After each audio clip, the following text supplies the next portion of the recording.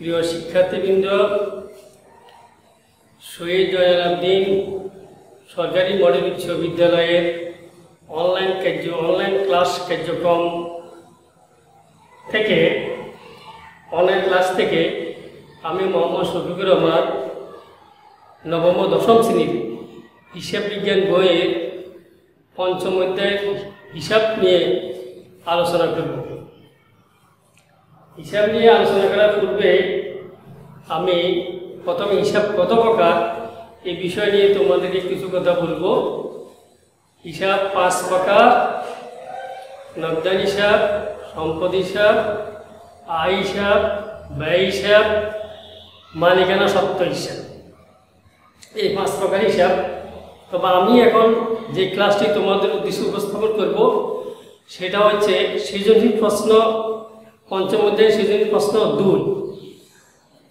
পঞ্চম অধ্যায় সৃজনশীল প্রশ্ন 2 এর উদ্দীপক আমি বোর্ডে লিখি নাই, এটা তোমাদের প্রত্যেকের কাছে বই পুস্তক আছে, তোমরা উদ্দীপক তোমাদের বই থেকে দেখে নিবে। আমি শুধু উদ্দীপকের আলোকে যে প্রশ্নগুলির সমাধান করার জন্য বলা হয়েছে সেই প্রশ্নগুলির সমাধান করে দিছি। এখানে আমি প্রথম প্রশ্ন ক বলা হয়েছে প্রারম্ভিক মূলধনের পরিমাণ কত। আমি প্রারম্ভিক মূলধনের পরিমাণ বোর্ডে লিখছি, তোমরা একটু মনোযোগ দিলে সহজে বুঝতে পারবে। বোর্ডে মনোযোগ দেওয়ার আগে প্রারম্ভিক মূলধন কি আমি সেই সম্বন্ধে কিছু কথা বলতে চাই। আমরা জানি ব্যবসা শুরু করার সময় প্রথম যে টাকা নিয়ে ব্যবসা শুরু করে যে কোনো লোক সেটাকে বলা হয় প্রারম্ভিক মূলধন। আমি আবার বলছি, ব্যবসা শুরু করার সময় যে কোনো লোক প্রথম যে টাকা নিয়ে ব্যবসা শুরু করে সেটাকে বলা হয় প্রারম্ভিক মূলধন। অর্থাৎ প্রথম যে টাকা দিয়ে ব্যবসা আরম্ভ করে এটি হচ্ছে প্রারম্ভিক। এখানে 2017 সালের জানুয়ারি 1 তারিখে জনাব অপু যে তার ব্যবসাটা শুরু করছেন, প্রথম তারিখে যে টাকা নয়, প্রথমে লেখা আছে উদ্দীপকে যে নগদ 1,70,000 টাকা। তারপরে 2টা কম্পিউটার ফটো মেশিন তিনি একসাথে ক্রয় করছেন, সেটা হলো অফিস সরঞ্জাম, এবং একটা ফটো মেশিনের মূল্য হচ্ছে 75,000 টাকা। তো দুটো হলো 1,50,000 টাকা। আমরা নগদ 1,70,000 এবং অফিস সরঞ্জাম 1,50,000, উভয় পরিমাণ যোগ করলে আমরা পাই 3,20,000 টাকা। তাহলে আমরা প্রথম ক প্রশ্নের যে সমাধান প্রারম্ভিক মূলধনের পরিমাণ নির্ণয় করো, আমরা প্রারম্ভিক মূলধনের পরিমাণ এখানে বোর্ডে লিখে দিছি এবং এই বিষয়ে আমরা ভালো করে বুঝিয়ে দেওয়ার চেষ্টা করছি। আশা করি তোমরা প্রারম্ভিক মূলধনের বিষয়টা বুঝছো এবং তোমরা ভবিষ্যতে সবসময় মনে রাখবে প্রারম্ভিক মূলধন, প্রারম্ভিক বলতে বোঝায় আরম্ভ মিনস ব্যবসা শুরু করার সময় যে টাকা ব্যবসা শুরু করে সেটাই প্রারম্ভিক মূলধন। এবং এখানেও প্রথম তারিখেই তিনি নগদ 1,70,000 এবং অফিস সরঞ্জাম ফটো মেশিন 2টা দিয়ে ব্যবসা শুরু করছে। এই 2টার যোগফলটা হচ্ছে প্রারম্ভিক মূলধনের পরিমাণ। ধন্যবাদ। শিক্ষার্থীবৃন্দ, এতক্ষণ পর্যন্ত আমরা সৃজনশীল প্রশ্ন 2 এর ক নিয়ে আলোচনা শেষ করছি। এখন আমরা সৃজনশীল প্রশ্ন 2 এর খ নিয়ে আলোচনা করতে চাই। তোমরা মনোযোগ দিলে বোর্ডের দিকে তাকালে দেখতে পাবে যে সৃজনশীল প্রশ্ন 2 এর পদে বলা হয়েছে লেনদেনগুলোর শ্রেণী বিভাগ নির্ণয় করো। আমরা লিখছি প্রদত্ত লেনদেনগুলোর শ্রেণী বিভাগ নির্ণয়। প্রথম তারিখে ব্যবসা শুরু করা হয়েছে নগদ 1,70,000 টাকা এবং 2টি ফটো মেশিন নিয়ে ব্যবসা শুরু করছে। তো এইটা যদি আমরা ডেবিট কার্ডে নির্ণয় করি, শ্রেণী বিভাগ করি, তাহলে প্রথম নগদান হিসাব, তারপরে ফটো মেশিনটা অফিস সরঞ্জাম হিসাব, আর এই 2 পক্ষকে টাকা প্রদান করছে মূলধন, মালিকানা সত্ত্ব টাকা প্রদান করছে মূলধন হিসাব।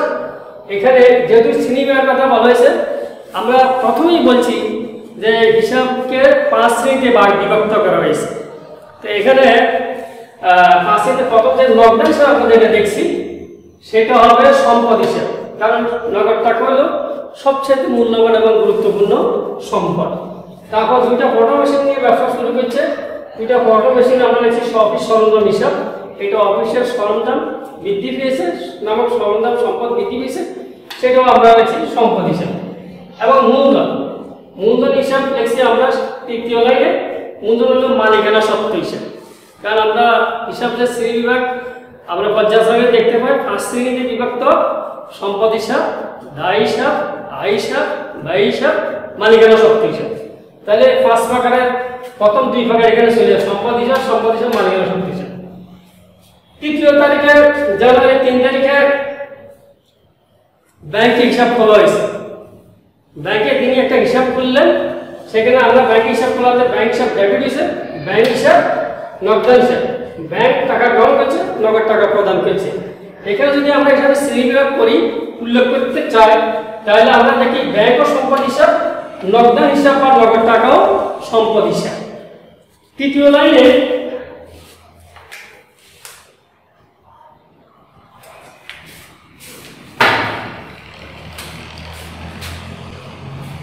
সাত তারিখে বলা হয়েছে অটো মেশিনের কাগজ ক্রয় করা হয়েছে। অটো মেশিনের কাগজ ক্রয় করা হয়েছে। এখানে আমরা সেটা ক্রয় হিসাব আর কাগজ ক্রয় করতে নগদ টাকা প্রয়োজন, নগদ টাকা ব্যবসা থেকে চলে গেছে, সেটা আমরা এখানে ক্রেডিট হিসাব লিখছি, নগদান হিসাব। তাহলে ক্রয় হিসাবটা হলো ব্যয় হিসাবের অন্তর্ভুক্ত। ক্রয় হিসাবের সামনে আমরা লিখছি শ্রেণীবিভাগ, ওখানে তৃতীয় কলামে লিখছি ব্যয় হিসাব। আর নগদান হিসাব যেটা, সেটা হলো সম্পদ, সেটাকে লিখছি আমরা সম্পদ হিসাব। 15 তারিখে দোকানের প্রচারের জন্য বিভিন্ন জায়গায় প্রচারপত্র বিলি করা হয়েছে। তো সেটাতে আমরা লিখছি বিজ্ঞাপন হিসাব। বিজ্ঞাপন হিসাব ডেবিট, নগদ হিসাব ক্রেডিট। বিজ্ঞাপনকে ব্যয় হিসাবে ধরা হয়েছে। আর নগদ টাকা হলো আমরা ক্রেডিট লিখছি, নগদ হিসাবে ক্রেডিট হিসাবে লেখা হয়েছে। বিজ্ঞাপনটা হলো ব্যয় হিসাবে অন্তর্ভুক্ত, নগদ টাকাটা হলো সম্পদ হিসাবে অন্তর্ভুক্ত। প্রিয় শিক্ষার্থীবৃন্দ, এতক্ষণ আমরা সৃজনশীল প্রশ্ন 2-এর খ নিয়ে আলোচনা উপস্থাপন করছি। খ আলোচনা করেছি হিসাবে শ্রেণী বিভাগ। এই খ প্রশ্নের উত্তর শেষ করার পূর্বে আমি আরেকবার বলতে চাই, হিসাবকে 5 শ্রেণীতে বিভক্ত করা হয়েছে: সম্পদ হিসাব, দায় হিসাব, আয় হিসাব, ব্যয় হিসাব, মালিকানা সত্ত্ব হিসাব। এখন আমরা সৃজনশীল প্রশ্ন 2-এর খ আলোচনা এখানে শেষ করছি। এরপরে আমরা সৃজনশীল প্রশ্ন 2-এর খ নিয়ে আলোচনা করব। তোমরা বোর্ডের দিকে লক্ষ্য রাখো। প্রিয় শিক্ষার্থীবৃন্দ, তোমরা নবম ও দশম শ্রেণীর হিসাব বিজ্ঞান বইয়ের 58 পৃষ্ঠা সৃজনশীল প্রশ্ন 2-এর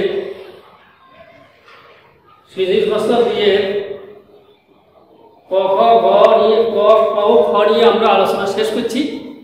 এখন আমরা সর্বশেষ প্রশ্ন গ উপস্থাপন করছি।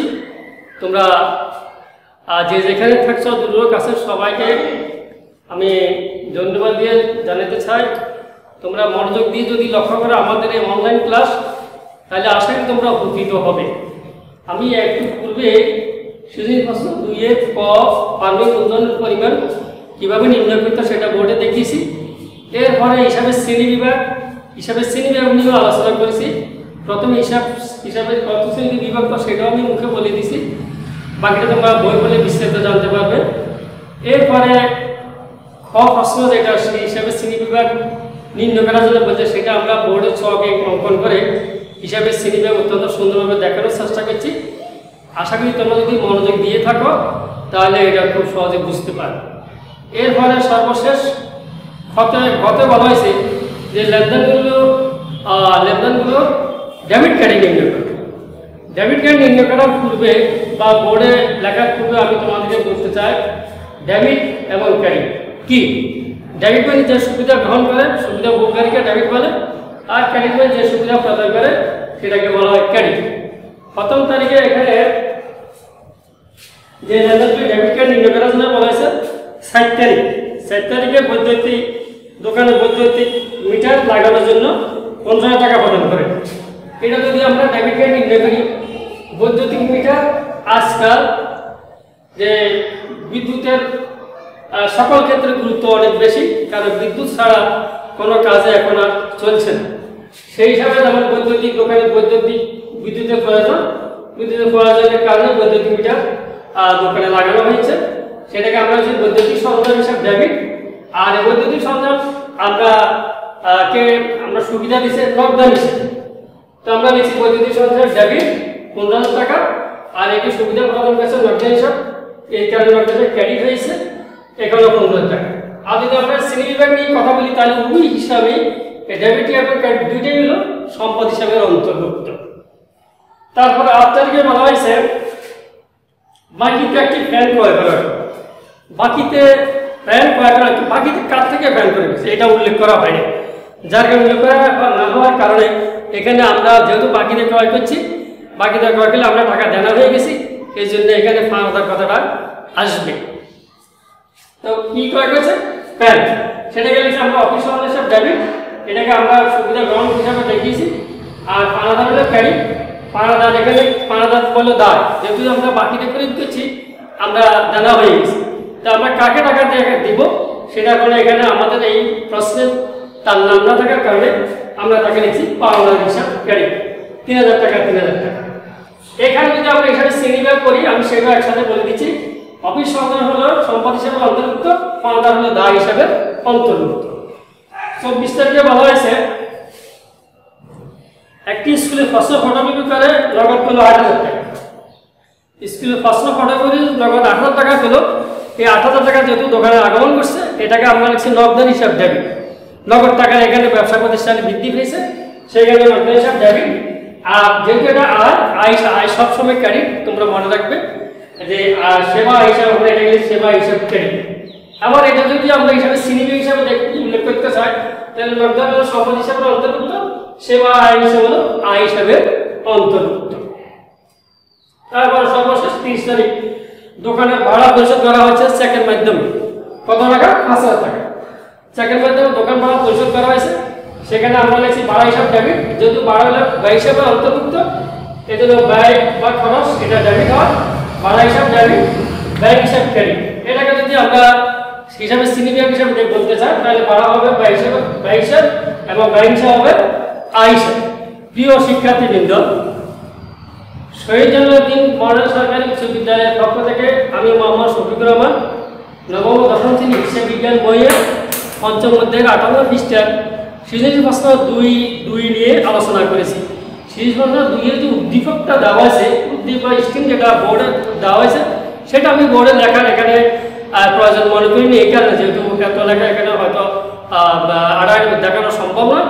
তোমাদের কাছে সবাই যারা ব্যবসা শাখার ছাত্র সকলের কাছে হিসাব বিজ্ঞান বই আছে, তোমরা হিসাব বিজ্ঞান বইয়ের 58 পৃষ্ঠা খুললে এই প্রশ্নটি দেখতে পারো। 2 নম্বর প্রশ্ন, সেই 2 নম্বর প্রশ্নের উদ্দীপকের আলোকে যে 3টা প্রশ্ন সমাধান করার জন্য বলা হয়েছে, আমি 3টি প্রশ্নই ধারাবাহিকভাবে পরপর আলোচনা করেছি। প্রথম প্রশ্নের প্রাথমিক মূলধনের পরিমাণ কত ক সেটাও আমরা দেখিয়েছি।